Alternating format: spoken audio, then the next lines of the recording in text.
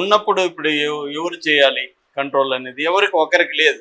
అంటే వాళ్ళ కాన్స్టిట్యూషన్ లోనే ప్రెసిడెంట్ కి కంప్లీట్ పవర్స్ లేవు, పార్లమెంట్ స్పీకర్ కి లేవు, ఫారెన్ మినిస్టర్ లేదు.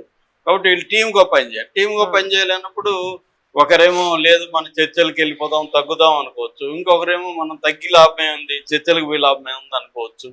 ఇలాగా ఉండే అవకాశం ఉంది. ఏదేమైనా ఐఆర్జీసీ అయితే స్ట్రాంగ్ గా ఫైట్ చేస్తుంది. ఇప్పుడు కొత్తగా వినిపిస్తున్న పేరు ఐఆర్జీసీలో కొత్తగా కమాండర్ ఇన్ చీఫ్ మార్చి 1 లో ఎలక్ట్ అయ్యాడు. ఎందుకంటే అంత ముందున్న అతన్ని చంపేసింది. ఇంకొక వాస్తవం కూడా చూడండి, అంటే వాళ్ళ సుప్రీం కమాండర్నేమో చంపేశారు, డే 1 లో చంపారు కదా. మరి సుప్రీం కమాండర్ ఉంటే ఒకే లీడర్ ఉండేవాడు కదా, వాడిని చంపేసి ఇప్పుడు ఫ్రాక్చర్ లీడర్షిప్, అక్కడ లీడర్షిప్ లేదంటే లీడర్షిప్ ని చంపేది మీరే కదా. లీడర్షిప్ ను ఉన్నదాన్ని చంపేసి డిప్లొమాట్స్ ని చంపేసి ఇప్పుడు డిప్లొమాట్స్ లేరు, ఎవరితో చర్చించాలో తెలియదు, ఈ మాటలంతా మాట్లాడుతున్నారంటే వాళ్ళని ఎవరు నమ్ముతాడండి?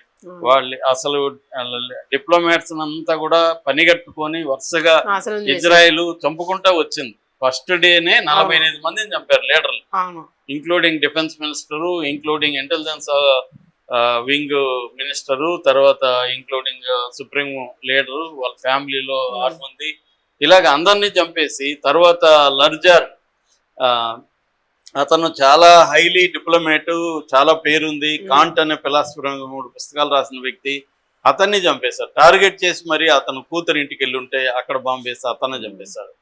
అలాగే అంతా చంపేసినప్పుడు కొత్త లీడర్షిప్ ఎవాల్వ్ అవుతుంది. కొత్త లీడర్షిప్ ఎవాల్వ్ అయినప్పుడు వాళ్ళకి వీళ్ళతో మన వాళ్ళందరినీ చంపేశారు.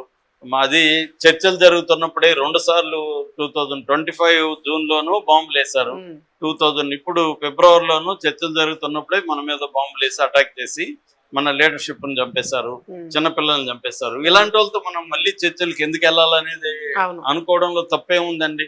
కాబట్టి మళ్ళీ నింద వాళ్ళ మీద వేయడానికి చేస్తుంది. ఇప్పుడు కొత్తగా అహ్మద్ వాహిదీ అని ఒక అతను సెలెక్ట్ అయ్యాడండి. ఏది ఐఆర్జీసీ కమాండర్ ఇన్ చీఫ్ గా ఆయన మేజర్ జనరల్ అహ్మద్ వాహిద్ ఉన్నాడు అనమాట. ఆయన మీద వీళ్ళు ఇప్పుడు ఆయనే కంట్రోల్ తీసుకున్నాడని ఒక నెరేటివ్ ని అమెరికా మీడియా బయటికి తీసుకొచ్చింది. దీన్ని నిన్ననే మన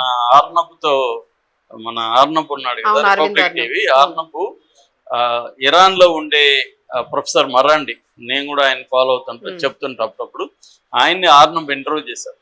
ఆయన కూడా పాకిస్తాన్ చర్చలకు వెళ్ళిన టీంలో ఉన్నాడు.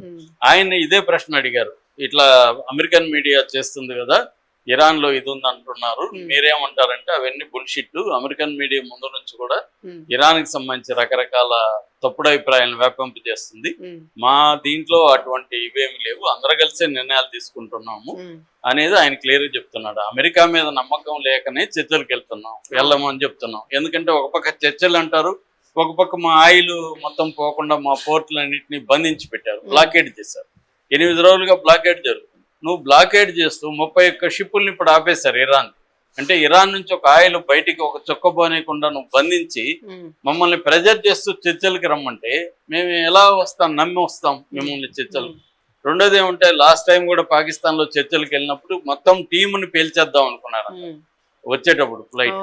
అది వాళ్ళకి న్యూస్ అందిన ధైర్యంగానే వాళ్ళు వచ్చారంట. ప్రతి జర్నలిస్ట్ కూడా ఎవరు కూడా నేను ఫ్లైట్ లో రానలేదు, చేస్తే అందరూ చద్దామని ఫ్లైట్ ఎక్కువ వచ్చాం మేము అందరం అని ఆయన చెప్తున్నాడు.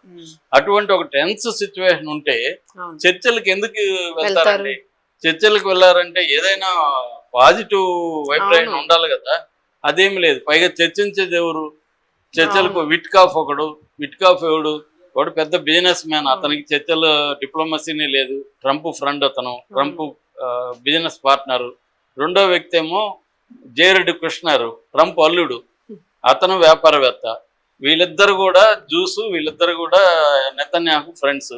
వాళ్ళతో ఇరాన్ ఎలా చర్చించాలి? జేడీ వ్యాన్స్ అనేవాడికి వెన్నుముక లేనివి వైస్ ప్రెసిడెంట్, వీళ్ళతో ఏమని చర్చిస్తారు? జేడీ వ్యాన్స్ 24 hours నెతన్యాహుతో కాల్ చేస్తున్నాడంట చర్చలు జరుగుతున్నప్పుడు. ఈ విషయాన్ని నెతన్యాహు కూడా చెప్పాడు, నాతో టచ్ లో ఉన్నాడు. సో వీళ్ళు చర్చలు చేస్తున్నది ఇజ్రాయెల్ తో చేస్తున్నట్టే లెక్క, అమెరికాతో కాదు. అదే వాళ్ళు చెప్పారు, మేము అమెరికా టీంతో చర్చలు చేయట్లేదు, ఇజ్రాయెల్ టీంతో చేస్తున్నాం. ఇజ్రాయెల్ కి చర్చలు అనేది ఇంట్రెస్ట్ లేదు. అవును ఇరాన్ ని ధ్వంసం చేయాలి, నాశనం చేయాలి అనేది ఉన్నప్పుడు చర్చలకు ఎలా వెళ్తారు? అవును అందుకని ఇప్పుడు అమెరికా మీడియా ఏంటంటే ఇరాన్ లో చీలికలు వచ్చేసాయి, కొత్తగా వచ్చిన ఈ అహ్మద్ వాహిద్ కంట్రోల్ చేస్తున్నాడు అనేది అంటున్నారు. ఎవరు కంట్రోల్ చేస్తున్నారా, వాళ్ళ ఆ టీంలో విభేదాలు ఉన్నాయని పక్కన పెడదాం. చర్చలకి రాకపోవడానికి ఇరాన్ చెప్తున్న కారణాలు సహేతంగా ఉన్నాయి లేవా అనేది ఇంపార్టెంట్. అవి సహేతుకంగా ఉన్నాయి. ఎందుకంటే వీళ్ళు 8 రోజులుగా అస్త్ర దిగ్బంధనం చేసి మీరు చర్చలకి రండి అంటే ఏం మాట్లాడతారు? అదొక సావరెన్ కంట్రీ, నీకేం పని? వాళ్ళ దేశంలోకి వెళ్ళి వాళ్ళ పోర్టులన్నింటిని ఆక్యుపై చేసుకొని నువ్వు చర్చలకి రా అంటే అర్థం ఏంటి? అంటే నేను చెప్పింది నువ్వు వినాని. సో ఎట్లా వింటారు? వాళ్ళు కూడా పోరాడదాం, ఎంతకాలం చూపిస్తున్నదోటి ఇంటర్నల్ గా జరుగుతున్నది.